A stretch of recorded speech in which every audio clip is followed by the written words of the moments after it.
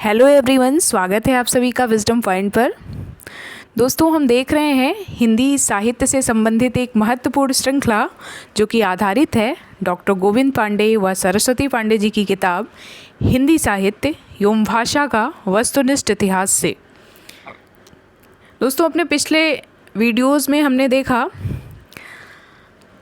हिंदी नाटकों के विकास को, हिंदी कहानियों के विकास को, हिंदी उपन्यासों के विकास को, और इसी क्रम में अब हम आ पहुँचे हैं हिंदी निबंधों के विकास पर, जिसमें पिछले वीडियो में हमने देखा था भारतेंदु युग के निबंधकारों को, उनके निबंधों को।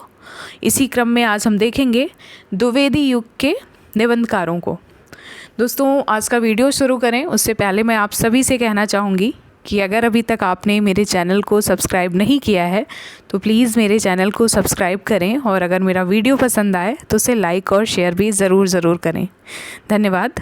आइए देखते हैं आज का ये वीडियो, जिसमें हम सबसे पहले देखेंगे आचार्य अध्यापक पूर्ण सिंह, जिन्होंने मात्र 6 निबंध लिख के ही अपने नाम को हिंदी साहित्य में अमर कर लिया। ये इतने शानदार लेखक थे। इन्होंने पंजाबी भाषा में कविताएं भी लिखी और हिंदी भाषा को आगे ले जाने में भी इनका योगदान रहा।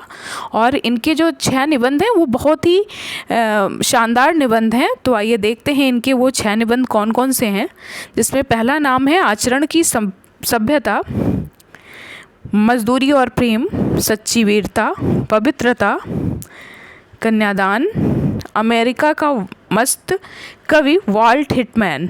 तो ये आचार्य पूर्ण सिंह जी के निबंध हैं।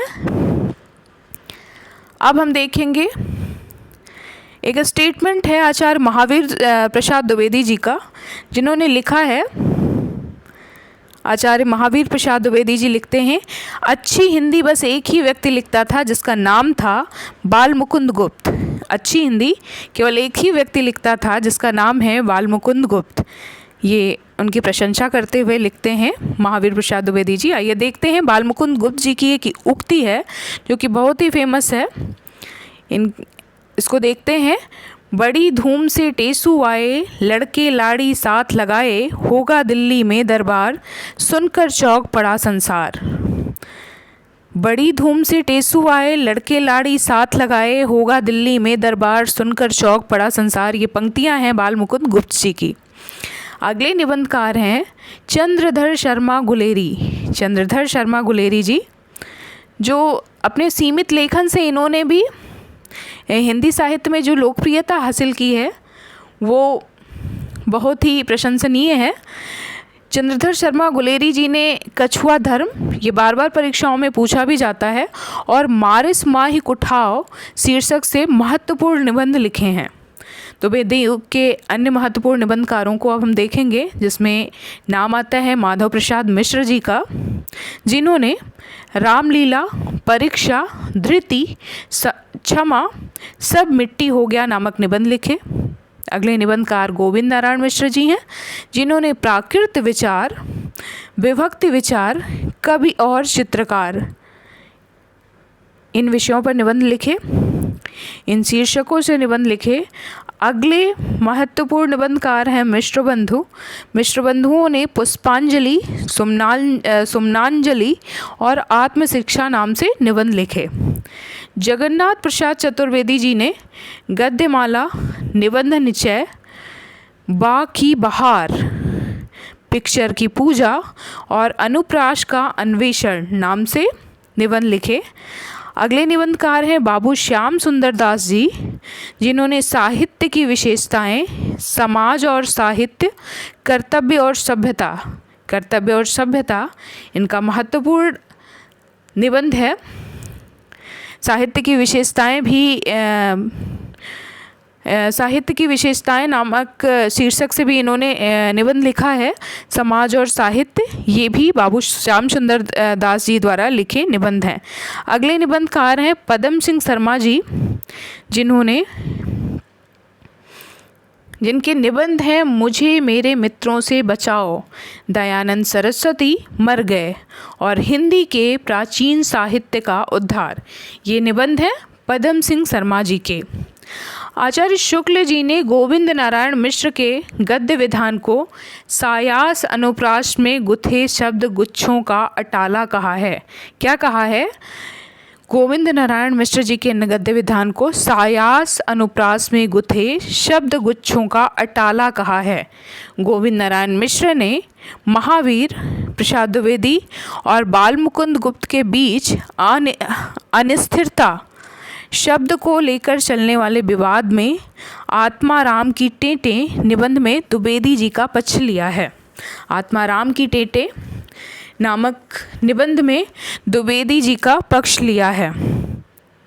ये बहुत फेमस रहा है। महावीर प्रसाद द्विवेदी जी और बालमुकुंद गुप्त जी के बीच का जो वाद विवाद संवाद हुआ था अनिस्थिरता शब्द को लेके, वो बहुत ही चर्चित रहा है और उसमें गोविंद नारायण मिश्र जी ने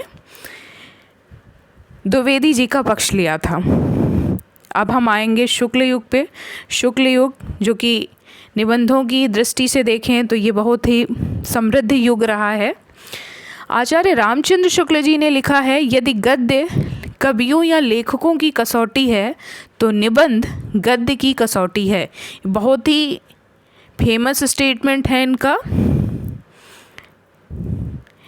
आचार्य शुक्ल जी कहते हैं, यदि गद्य कवियों या लेखकों की कसौटी है तो निबंध गद्य की कसौटी है।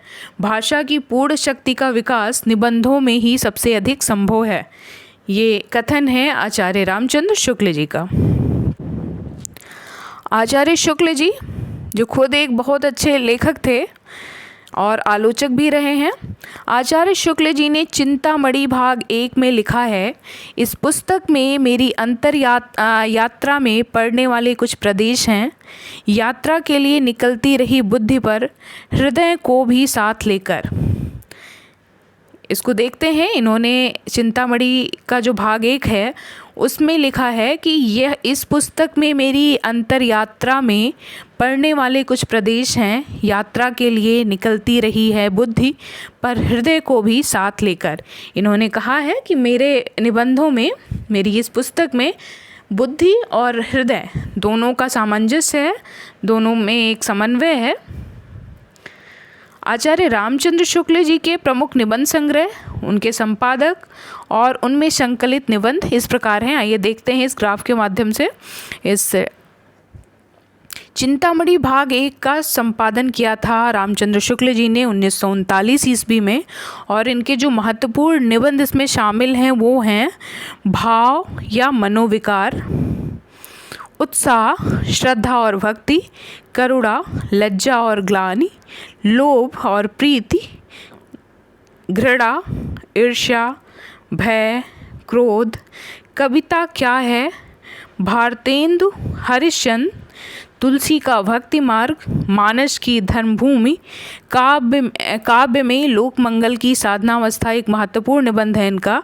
काव्य में लोक मंगल की साधनावस्था, साधारणीकरण और व्यक्ति वैचित्रवाद, रसात्मक बोध के विविध रूप।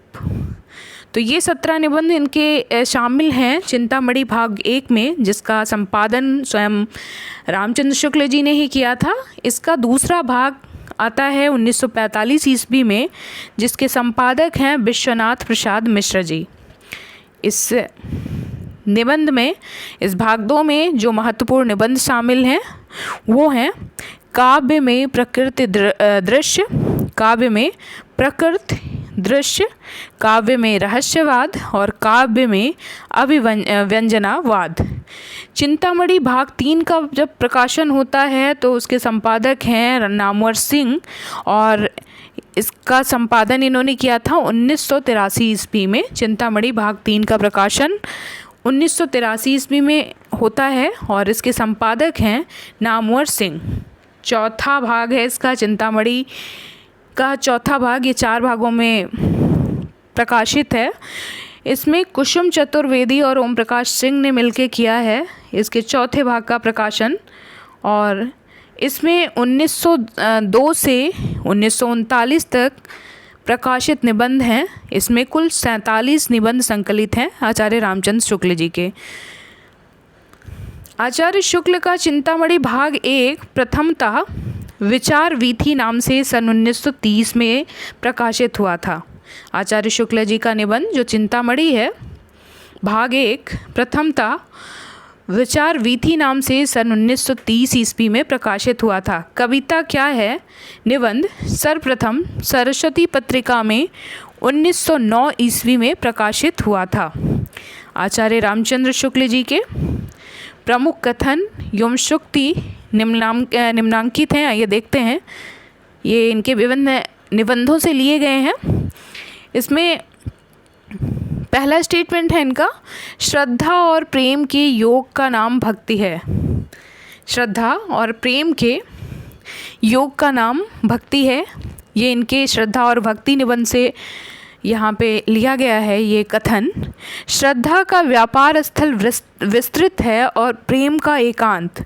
प्रेम में घनत्व अधिक है और श्रद्धा में विस्तार। तीसरा है, लोभ सामान्योन्मुख होता है, प्रेम विशेषोन्मुख।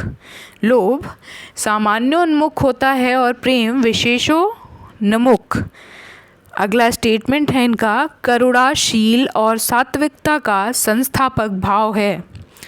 पांचवा स्टेटमेंट है जो महत्वपूर्ण है, ये परीक्षाओं में बार बार पूछा भी जाता है, सामाजिक जीवन की स्थिति और पुष्टि के लिए करुणा का प्रसार आवश्यक है। और छठा इनका स्टेटमेंट है, बैर क्रोध का अचार या मुरब्बा है। ये भी बार बार पूछा गया स्टेटमेंट है, बैर क्रोध का अचार या मुरब्बा है। अगला स्टेटमेंट है, यदि प्रेम स्वप्न है तो श्रद्धा जागरण है। यदि प्रेम स्वप्न है तो श्रद्धा जागरण है। जिस प्रकार आत्मा की मुक्तावस्था ज्ञान दशा कहलाती है, उसी प्रकार हृदय की मुक्तावस्था रस दशा कहलाती है।